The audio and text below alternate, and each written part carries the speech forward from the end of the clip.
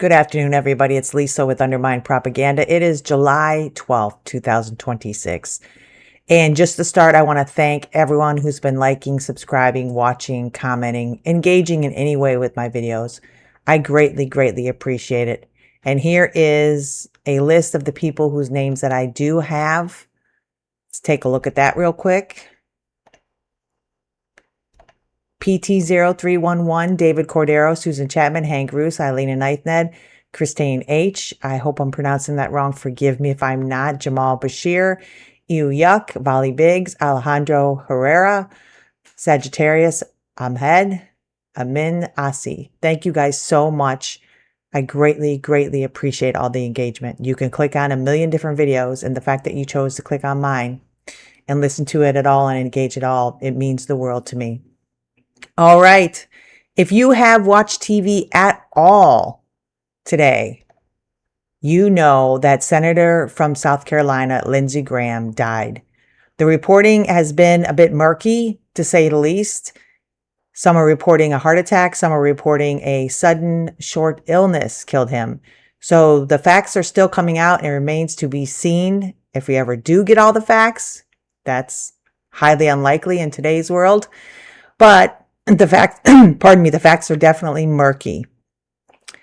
Now that I have said all that, it's just got me thinking, because of what you see when people die. Often, if it's somebody like Lindsey Graham, the whitewashing of the true history of their existence in this world. We are told not to speak ill of the dead. That is something that I heard all my life. I don't know if a lot of you guys have heard it, but I've heard it. And I've always really questioned, pondered, and thought about the reality of not speaking ill of the dead when that particular individual or group, in this case individual, spent their entire life advocating for war, advocating for slaughter of innocent people around the world, advocating for militarism and imperialism. We are just supposed to automatically, because they pass away, as we all will pass away. It is part of the cycle of living. Is it tragic? Many, many times, and often it is very tragic, that loss, that grief of losing those we care about. But it is indeed a part of life. And why is there a need in our culture to whitewash what that person's life was really like, what their passions were, what they fought for? So let's go ahead and take a look at one example of what Lindsey Graham fought so hard and passionately, what he spent his life mission doing. Here is one example right here. This is Lindsey Graham back in 2024 when Biden was still president. And what tiny little bit that Biden did to inhibit the genocide in Gaza, which was pretty much non-existent, mind you. But there was a time period where people were calling on him not to send the 2,000-pound Buster bunker bombs because so many civilians were being slaughtered. And Lindsey Graham went on Meet the Press on a Sunday during that time to advocate for what? What is his legacy? Let's take a look and see what he advocated for during this time. Why does Israel need the most massive bombs that can potentially level an entire block in order to wage this war? Why can't it be more precise? Listen, you know, here's what I would say about fighting an enemy who wants to kill you and your family. Why did we drop 2 bombs, nuclear bombs, on Hiroshima and Nagasaki to end a war that we couldn't afford to lose? You don't understand, apparently, what Israel is facing. They're facing 3 groups. Iran, who has received $80 billion in aid. When Trump left office, they were exporting 300 barrels of oil a day. Now they're at 1.3 million a day. They've been enriched by Biden. They're taking that money to kill all the Jews. So when we were faced with destruction as a nation after Pearl Harbor, fighting the Germans and the Japanese, we decided to end the war by bombing Hiroshima and Nagasaki with nuclear weapons. That was the right decision. Give Israel the bombs they need to end the war they can't afford to lose, and work with them to minimize casualties. He's literally calling to drop nuclear bombs on a population that's trapped in an open air prison, half of which this population is children, those under 18 years old, and innocent men and women, mind you, by the way. That's what he's advocating here. This is what Lindsey Graham's legacy was. Lindsey Graham may no longer be alive, but it does not change what he perpetrated when he walked this earth. What he chose as his journey in this world. This is what he advocated for. This is what he fought for with such passion and vigor. Questioning him about the morality of that enrages him in this interview. He's enraged to even be questioned on why that is not something we should be doing. That is this man's legacy.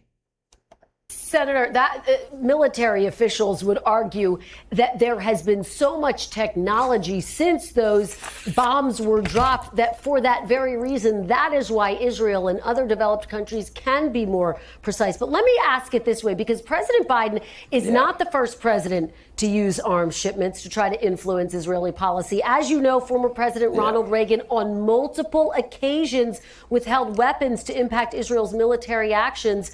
Did President Reagan show that using U.S. military aid as leverage can actually be an effective way to rein in and impact Israel's policy? When you're telling the world you're going to restrict weapons delivery to the Jewish state who is fighting a three-front war for their survival, it emboldens Iran, it emboldens Hamas. Sinwar is probably juiced up on the idea there's daylight between the United States and Israel. The hostage deal is harder. This is the worst decision in the history of the U.S.-Israel relationship to deny weapons at a time the Jewish state could be destroyed. So here's what I would say. There is some hope we can get over this. Non-negotiable the destruction of Hamas. Nobody in Israel will allow Hamas to be standing militarily or politically when this is over. How we get there is subject to negotiation. My problem is not with the weapons that Israel is using. My problem is with the tactics that Hamas is using and the idea that America would not send a nickel of aid, echoed by a United States senator when all the Jews are trying to be killed by radical Islamic groups, tells us where we're at as a nation. The Republican Party is with Israel without apology. Well, historians would say, why is it okay for Reagan to do it and not President Biden? But let me ask you about why is it okay? Well, can I say this? Why is it okay for America to drop two nuclear bombs on Hiroshima and Nagasaki to end their existential threat war? Why was it okay for us to do that? I thought it was okay. To Israel, do whatever you have to do to survive as a Jewish state. Senator, again, military officials say technology has changed. But let me ask you about how all these of this military officials that you're talking about let me ask you something. Full of crap. Thanks for watching. Stay updated about breaking. I mean, and you know, the rage that he displays there is just unbelievable. Unbelievable. Well, actually, it is believable. But if you think about if we had people in power that were that passionate about human rights, that passionate about empathy, about compassion, about humanity in general over the last 100 years, but specifically since this genocide in Gaza started, if we had people that passionate on the opposite side, thousands upon thousands upon thousands upon thousands more people would not be dead in Palestine or in Lebanon or now in Iran. And this is just one example of what Lindsey Graham spent his life advocating for. One. He's constantly on the news shows. He's been constantly advocated for a war with Iran his entire career. He's been on Meet the Press. I think Kristen Welker said 64 times or something. I mean, some ridiculous number. Always on there advocating. And you know, one thing you can tell is the people that come out and mourn you and tell you that they were your best friend and everything when someone passes away. And all day today, post from Benjamin Netanyahu, Itamar Ben-Gvir, the most terroristic and evil people to ever exist in humanity, some of them, are coming out and talking about what a great friend Lindsey Graham was. Coming out and they're just devastated that Lindsey Graham was their best friend. He's such a fierce advocate for Israel. Tom Cotton's another one. I think I might have said it, but Bibi Netanyahu has come out and said what a great, wonderful friend, and how Lindsey Graham just continually advocated for more weapons for Israel so they could finish the job in Gaza. This is who Lindsey Graham was on this earth. This is what he advocated. So when people come out and get mad because other people on the other side are saying, honestly, good thing, it may not be a bad thing because of what he advocated for. And then people will flip out because you don't talk ill of the dead. One example, and Pierce is great at this. Pierce Morgan comes out freaking out today because of all the posts that are not positive about Lindsey Graham. Oh, sorry, wrong one. That are not positive about Lindsey Graham. And he is just not liking it at all. So let's see what Pierce Morgan posted today. Seeing the despicably cruel, heartless, and abusive way that many people in the UK and US have responded to the deaths of conservative politicians Anne Widdecombe and Lindsey Graham reminds me that the least kind people on earth are ironically those on the be kind woke left. The least kind people on earth. The people that are online saying that Lindsey Graham no longer being here to advocate for death are the least kind people. Not Lindsey Graham, who we just saw there, who, mind you, had a ton of power in the Senate to make sure that these bombs got to Israel so they could slaughter thousands upon thousands upon thousands of innocent children. That's not unkind. Advocating nuclear weapons to be used against a captive population, that's not unkind, Pierce. But people saying that Lindsey Graham no longer being here to advocate for that, that's unkind. You know, this whitewashing, I mean, it's what happens. It's what the people in power do. It's how American history has been changed to make us look like this wonderful country when we were founded on genocide, when we were founded on slavery.